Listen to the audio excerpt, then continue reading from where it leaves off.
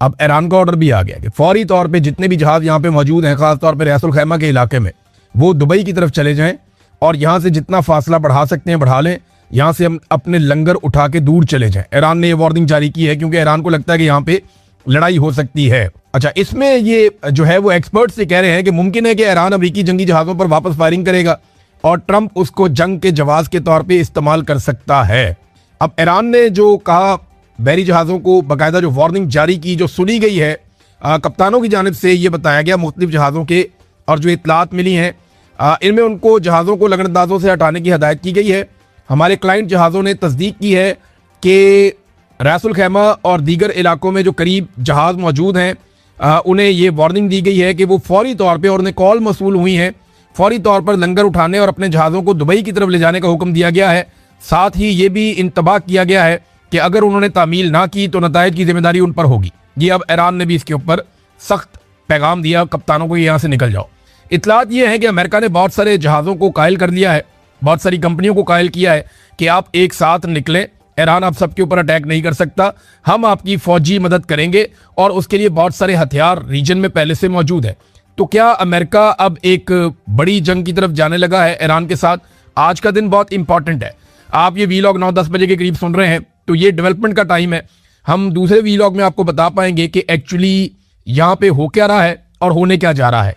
Iran ने इस पे जो स्टेटमेंट जारी किया, जरा वो आप देख लें। वॉल स्ट्रीट जर्नल की एक रिपोर्ट के मुताबिक उन्होंने इस सारे मामले से जुड़े हुए कुछ हुकाम का नाम लिए बगैर उन्होंने बताया कि हाल ही में ऐलान करदा प्रोजेक्ट फ्रीडम में आबना हुर्मस से गुजरने वाले जहाज़ों को अमरीकी बहरी जहाज़ों की तरफ से बराह रास्त तहफ़्फ़ुज़ फराहम करने पर मुश्तमिल ये मामला इस तरीके का नहीं है जैसे रिपोर्ट किया जा रहा है या जैसे ईरान समझ रहा है।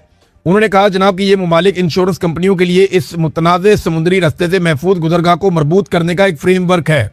अब ये रिपोर्ट कुछ और बता रही है। वो ये कह रही है कि ये इसलिए नहीं है कि यहाँ से अमेरिका ताकत के बलबूते पे निकालेगा, वो ये कह रहे हैं अमेरिका सिर्फ गाइडेंस दे रहा है। लेकिन डोनाल्ड ट्रंप का जो ट्वीट है उसको आप जब पढ़ें तो आपको ऐसा लगता है कि जैसे वो ताकत के बलबूते पे काम करेगा, और उसने वार्निंग भी दी है। ईरान ने आपने हुर्मुज़ में किसी भी अमरीकी फौजी कार्रवाई के खिलाफ डोनाल्ड ट्रंप को खबरदार कर दिया है। सदर ट्रंप के इस ऐलान के जवाब में कि अमरीका आपने हुर्मुज़ से तजारती जहाज़ों की रहनुमाई करने का इरादा रखता है, एक ऐसा ऑपरेशन जिसे सेंटकॉम गाइडेड मिसाइल डिजास्टर्स और 15,000 फौजी एहलकारों पर मुश्तमिल बताया जा रहा है। यानी इसमें जो अमेरिकन मिसाइल्स हैं वो भी इस्तेमाल होंगे, इसमें 15,000 अमरीकी मरीन्स हैं उनको इस्तेमाल किया जाएगा। एक सीनियर ईरानी ओहदेदार ने ड्रॉप साइट न्यूज़ को बताया कि ईरान की क़यादत आबना हुर्मुज़ में मौजूद हालात को तब्दील करने की किसी भी कोशिश को मुस्तरद करती है और भरपूर जवाब देगी। ईरानी ओहदेदार ने कहा कि ट्रंप के इस इकदाम का बुनियादी मकसद ईरान को तसादुम की तरफ पहला कदम उठाने पर उकसाना है। ये वही बात है जो एक्सपर्ट्स भी कह रहे हैं। नंबर 1, डोनाल्ड ट्रंप ने कहा कि हमारी जानिब से मुहासरा खत्म, तमाम जहाज़ों को हम इंसानियत की बुनियाद पे यहाँ से निकालने वाले हैं, हम जहाज़ों की मदद करेंगे, ईरान बीच में ना आए। ये है जी सादी बात। दूसरी जानिब से ईरान ने जितने जहाज़ आसपास मौजूद थे उन सबको हुक्म दिया कि आप ये एरिया फ़ौरन छोड़ दें क्योंकि यहाँ पे कोई शरारत होने वाली है, अगर आप यहाँ पे रुकेंगे तो जिम्मेदार आप खुद होंगे। तीसरा, जो एक्सपर्ट्स हैं वो ये कह रहे हैं कि अमेरिका की कोशिश है कि ईरान लड़ाई में पहल करे और उसके बाद कोई बड़ी लड़ाई की जाए। चौथी आम बात यह है कि खित्ते के अंदर जिस बड़ी तादाद में हवा में ड्रोन्स और तैयारे इस वक्त मूव कर रहे हैं और जितनी बड़ी फौजी और हथियारों की नकलो हरकत हो रही है, उससे ऐसा लगता है कि अमेरिका इसको लड़ाई के एक जवाब के तौर पे इस्तेमाल कर सकता है। और आखिरी चीज़ जो ईरान ने स्टेटमेंट दिया और उन्होंने बताया कि 15,000 फौजियों से और मिसाइल सिस्टम्स के ज़रिए से अगर आप ये करने जाएंगे तो ईरान ऐसी किसी भी कोशिश को मुस्तरद करता है जो मौजूदा हालात को तब्दील करे आबनाए हुर्मुज़ में।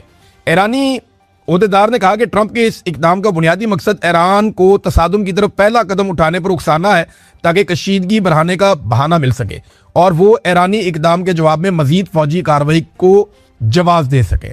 हमारा हतमी मौक़िफ़ यह है कि कोई भी तजारती जहाज़ जो पेशगी हमांगी के बगैर नामजद करदा ममनुआ रस्तों से गुजरने की कोशिश करेगा उसे ईरानी फोर्सेस की तरफ से फौरी तौर पर रोका जाएगा। अगर अमरीकी फौजी जहाज़ों ने कोई रद्द-ए-अमल दिया तो ऐसे इक़दामात का ईरान की तरफ से फौरी और मुसावी जवाब दिया जाएगा। ओहदेदार ने मजीद कहा कि अमरीकी फौजी जहाज़ राहदारी के इलाके से बहुत दूर हैं। अगर तजारती जहाज़ों ने हरकत करने की कोशिश की तो उन्हें किसी भी अमेरिकी जहाज तक पहुंचने से बहुत पहले ही कार्रवाई का निशाना बना लिया जाएगा। ट्रंप ने मौसर तरीके से इन्हें अपने सियासी खेल में सौदेबाजी का आलाकार बना दिया है। ये है नाजरीन सिचुएशन। एक तरफ डोनाल्ड ट्रंप का ऐलान, उसके बाद ईरान का ऐलान कि कोई भी जहाज यहां से नहीं गुजरेगा बल्कि यहां से दूर चले जाएं। फिर जो इंटरनेशनल रिपोर्टिंग हुई है उसमें यह दावा किया गया कि ये वैसा ही कुछ लगता है जैसा 1964 में हुआ था वियतनाम के करीब, और वहां पे भी एक छोटे से तसादुम को बहाना बनाकर एक ऐसी जंग शुरू कर दी गई जो अमेरिका के लिए डरावना ख्वाब बन गई। तो क्या अमेरिका यहां पे भी उसी नौयत की एक जंग छेड़ने जा रहा है जो कई सालों तक जारी रह सकती है? क्योंकि जंग शुरू करना तो आसान है, उसे खत्म करना उतना आसान नहीं होता। वहां पे अमेरिका के जो है वो बहुत बड़ी तादाद में न सिर्फ फौजियों का नुकसान हुआ था, साजो सामान का नुकसान हुआ था, बल्कि तारीख में वो पहली ऐसी जंग थी जो अमेरिका बुरी तरह हार गया था।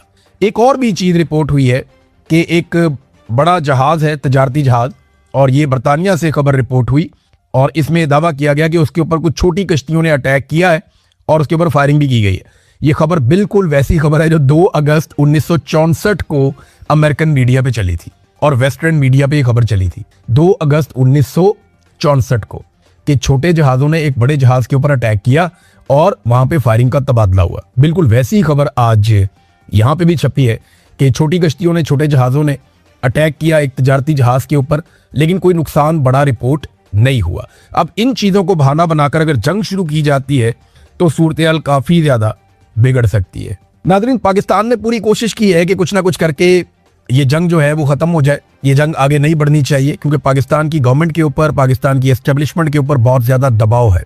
एक तो दबाव उनके ऊपर अरब ममालिक की जानिब से आएगा अगर अब दोबारा जंग शुरू होती है कि आपको हमारे साथ खड़ा होना पड़ेगा ईरान के मुकाबले में। अब ये बहुत बड़ी दिक्कत है, फौजी बहुत बड़ी तादाद में पहुंचा दिए गए हैं, बाकायदा एयरफोर्स का साजो सामान भी पहुंच गया है सऊदी सरजमीन के ऊपर। तो ये एक बड़ा चैलेंज पाकिस्तान के लिए रहेगा। दूसरा, पाकिस्तान में जो मईशत का एक बहुत बड़ा मसला है उसको कोई और मुल्क बाहर से बैठ के हल नहीं कर सकता क्योंकि वो मुस्तकिल हल नहीं होगा। जो भी आपको कर्जा देगा वो आपके ऊपर बोझ बनता चला जाएगा और फ्यूचर में आपको वो बोझ उतारना पड़ेगा। तो पाकिस्तान बहुत बुरी तरह फंसा है।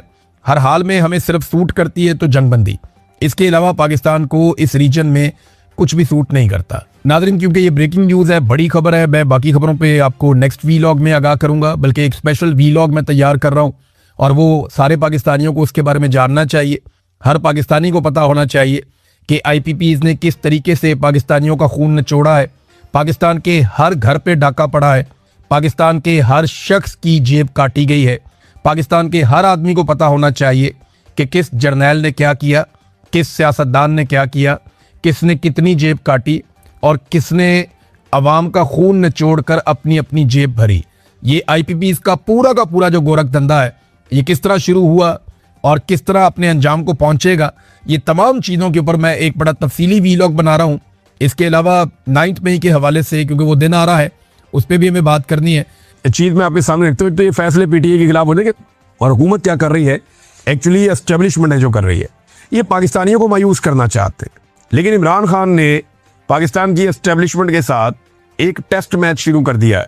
पहले शायद इमरान खान को जल्दी होती थी या उनकी पार्टी को जल्दी होती थी कि इमरान खान को फौरी तौर पे बाहर निकाला जाए, ये वाला मामला किया जाए, यहाँ पे अपील की जाए, ये वाला मुकदमा लड़ा जाए, फलां एहतजाज को तेज़ किया जाए। लेकिन इमरान खान साहब को अब जल्दी कोई नहीं है। ऐसा लगता है कि इमरान खान साहब ने अपने आप को बड़ी अच्छी तरह एडजस्ट कर लिया और कन्विंस कर लिया है कि मैं अब इस निज़ाम के साथ एक लंबी लड़ाई लड़ूंगा। और एक टेस्ट मैच इमरान खान और मौजूदा पाकिस्तानी मिलिट्री एस्टेब्लिशमेंट के दरमियान शुरू हो गया।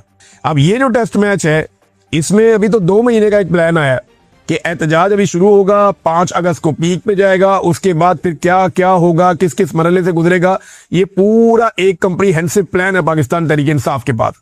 इनके लोग गिरफ्तार भी होंगे, लोग निकला करेंगे, एहतजाज किया करेंगे। ये निज़ाम नहीं चलेगा इस तरह। देखिए, होता क्या है कि हुकूमत की कोशिश है किसी तरह निज़ाम चले।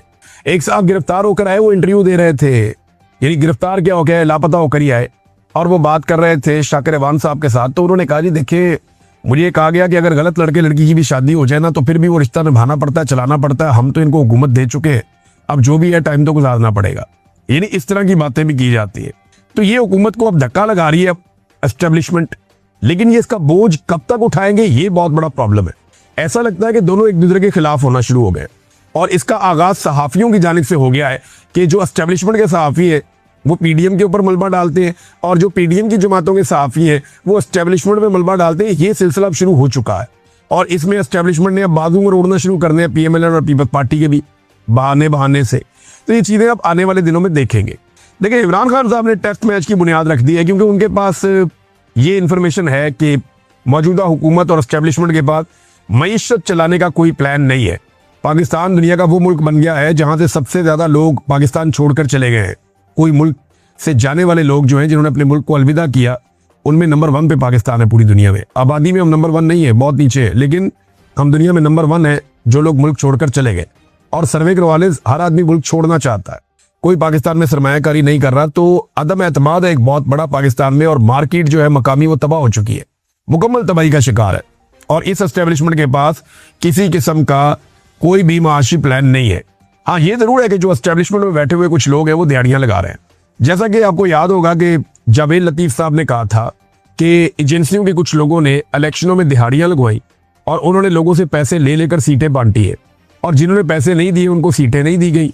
लिहाजा अब जो ज़िमनी इलेक्शन इतने बड़े पैमाने पर करवाने की तैयारी हो रही है, जो इतलात आ रही है पाकिस्तान से, उनमें तो ये है कि लोग वोट डालेंगे इमरान खान साहब को, लेकिन उम्मीदवार जितवाया जाएगा वो जो पैसे भर के आएगा। और कीमत रख दी गई है जनाब, कौमी असम्बली की सीट और सूबाई असम्बली की सीट की ये कीमत है, इतना पैसा आप पहुंचा दें फला बनने को, और उसके नतीजे में आपको फॉर्म 47 जारी करवा दिया जाएगा। तो यहाँ पे लोग अपनी जेबें और अपने अकाउंट्स भरेंगे, अपने जाली अकाउंट्स को भरेंगे। लेकिन इंटरेस्टिंग चीज़ मैं आपको बताता हूँ जो बहुत ही इंटरेस्टिंग है, ये जो मर्जी कर ले अल्टीमेटली इनको शिकस्त होनी है। अभी जो अफसरान अपनी ट्रांसफर पोस्टिंग के पैसे भरते हैं ना कई लोग, ये हमेशा से पाकिस्तान में सिलसिला चलता है। अफसरान ने पैसे भरने बंद कर दिए, अब वो कोई पोस्टिंग और ट्रांसफर लेने को तैयार नहीं, काम ही रुका हुआ है। लेकिन अफसरान की जेबें भी तब भरती हैं जब कोई काम चल रहा हो। ब्यूरोक्रेसी की मुझे तब होती है जब मुल्क के अंदर मईशत का साइकिल चल रहा हो, फिर उनकी मौज होती है। अब मईशत का साइकिल चल नहीं रहा, तो लोग अब ट्रांसफर पोस्टिंग के लिए भी पैसा खर्च नहीं कर रहे। 2-4 चीज़ें मुझे पता चली कि फलां पोस्ट के लिए फलां बंदा पैसे भरना चाह रहा था, लेकिन उसने इनकार कर दिया, जी मैं नहीं। और लोगों को ये भी पता है कि हमें 3 साल के लिए तैनात किया जाएगा, और पता चले कि दूसरे महीने पाकिस्तान में इनकलाब आ गया या लोग गले पड़ गए एस्टेब्लिशमेंट के और सारा निज़ाम बदल गया, तो मैं 3 साल के पैसे भर के फौरी तौर पर फारिग हो जाऊँ, तो मेरे पैसे कौन भरेगा? तो ये इस तरह के मामला पाकिस्तान में बेयकीनी की सूरत हाल है जो चल रही है। अली अमीन गंडापुर साहब ने गुज़िश्ता 72 घंटे अगर आप उनके देखें, तो उनके अगर आप बयानात निकालें तो वो बैक वक्त अलग अलग बातें कर रहे हैं। यानी वो एक ही वक्त में ऑपरेशन के साथ भी है, सेम टाइम में वो मिलिट्री ऑपरेशन के खिलाफ भी है, सिक्योरिटी एजेंसियों को दहशतगर्दों का मददगार भी कहते हैं, और फिर उनकी तारीफ भी करते हैं। फिर वो फौज के इख्तियारात महदूद करने की बात भी करते हैं। फिर सिक्योरिटी फोर्सेज जो मौजूद हैं वहाँ पे फौज उन्हें अपने मेहमान भी करार देते हैं और उनकी हिफाजत की भी बात करते हैं। मादनियात पर पार्टी का मौक़िफ़ कुछ और है और अली अमीन गंडापुर का मौक़िफ़ कुछ और है। तो ये बड़ी अजीबोगरीब सूरत हाल पैदा हो चुकी है। चंद घंटों में बड़े अजीब तरीके से अलग अलग बयान दिए। यानी उन्होंने कहा कि फौज और अवाम के दरमियान एतमाद का रिश्ता खत्म हो चुका है। ये किसने कहा? अली अमीन गंडापुर ने कहा कि फौज और अवाम के दरमियान एतमाद का रिश्ता खत्म हो चुका है। ये गंडापुर ने कहा और उसकी वजह वो फौजी की आदत के फैसलों को करार देते। अब वो कह रहे हैं कि साजिश हो रही है कि अवाम और फोर्सेज के दरमियान अदम एतमाद पैदा किया जा रहा है, मिलकर ऐसे लोगों को बेनकाब करना। यानी एक दिन पहले खुद ही एक बात कर रहे हैं, अगले दिन कह रहे हैं नहीं ये साजिश है। तो क्या एक दिन पहले अली अमीन गंडापुर साहब साजिश कर रहे थे? ये मुझे बहुत हैरत हो रही है कि गंडापुर साहब को क्या हो गया और वो खुद भी कंफ्यूज है। ऐसा लगता है वो समझ नहीं पा रहे कि उनको क्या कहना है और क्या नहीं कहना। मुराद सईद साहब का मौक़िफ़ बिल्कुल मुख्तलिफ है, अली अमीन गंडापुर का मौक़िफ़ बिल्कुल मुख्तलिफ है। ये दोनों इमरान खान के काबिले एतबार साथी हैं। इमरान खान साहब के दो ऐसे साथी जो अगर आप कहें खैबर पख्तूनख्वा में सबसे ज़्यादा इमरान खान साहब के करीब रहे, जिन पे उन्होंने बहुत ज़्यादा एतमाद किया, तो यानी दो, बाकियों में से दो और बहुत सारे हैं। झगड़ा साहब पे इमरान खान साहब को बड़ा भरोसा है और बहुत सारे दोस्त हैं उनके इमरान खान साहब के। जुनैद अकबर पे बड़ा वो भरोसा करते हैं, बाकी लोगों पे भी करते हैं। लेकिन अली अमीन और मुराद सईद की एक जगह है। अब मुराद सईद बिल्कुल एक डिफरेंट लाइन लेते हैं, अली अमीन बिल्कुल एक डिफरेंट लाइन ले रहे हैं। दोनों का ज़मीन आसमान का फ़र्क है। लेकिन इमरान खान साहब का मौक़िफ़ जो है वो मुराद सईद के मौक़िफ़ के करीब तर है। मुराद सईद ने कहा, मेरे पाकिस्तानियों, आपको अंदाज़ा नहीं कि मार्टर गोलों, गनशिप, हेलीकॉप्टरों और ड्रोन्स के साए में अमन की आवाज़ उठाना कितना मुश्किल है। बंदूक की नाली के सामने अदम तशद्दुद का नारा बुलंद करने के लिए कितनी जुर्रत दरकार होती है। बाजोड़ के अमन के लिए निकलने वालों को सलाम। अमन के लिए मुत्तहिद करने वाले बगैर इश्तिहार और बैनर पोस्टर के मुहिम कैसे चलाते हैं। जब रियासत ही अमन के बजाय जंग का फैसला कर चुकी हो तो फिर जंग रोकना और अपने घर बचाना कितना मुश्किल टास्क है। इसलिए आप सबसे दरखास्त है कि अमन का साथ दो और जो साथी ये मुश्किल तरीन काम कर रहे हैं उनकी आवाज बनो। अगर ये कामयाब हो गए तो इनकी कोशिश आपके घरों को भी इस आग से बचा लेगी जिसकी तपिश ने हमारे घर राख कर दिए थे, तो झुलसे आपके आंगन भी थे। ये उन्होंने बताया कि जिरगों का क्या मामला है और इससे पहले कौन कौन से तरीकों से लड़ाइयां पाकिस्तान के ऊपर मुसल्लत की गई आवाम के ऊपर, और अब किस किस तरीके से जिरगों का उन्वान देकर क्या क्या हरकतें की जा रही हैं, और सेफ हाउसेज के अंदर किस तरह 5 अफराद ने मिलकर मीडिया को जिरगे के टिकट जारी करवा दिए कि जनाब जिरगा हो गया है। तो अमन तहरीक के ऊपर उन्होंने जोर दिया। फिर उन्होंने कहा कि लाखों लोगों की मौजूदगी में बीच चौक गूंज रहा है जो बयानिया है अवाम का कि ऑपरेशन नामंजूर, डॉलरी जंग नामंजूर, वसाइल पर कब्जा नामंजूर, नया तजर्बा नामंजूर। कौम नोट कर ले कि जो है कौम को अब ये कोशिश करनी पड़ेगी। मुश्किल तरीन हालात में हमने तहरीक चलाई है और अभी तहरीक चलानी है। साथ उन्होंने कहा कि इमरान खान का मौक़िफ़ वाज़ेह है कि उनके नाम पर आपको वोट मिला है, इसलिए वाज़ेह तौर पर बता दूं कि अमन पर कोई समझौता नहीं, कौम पर कोई समझौता नहीं।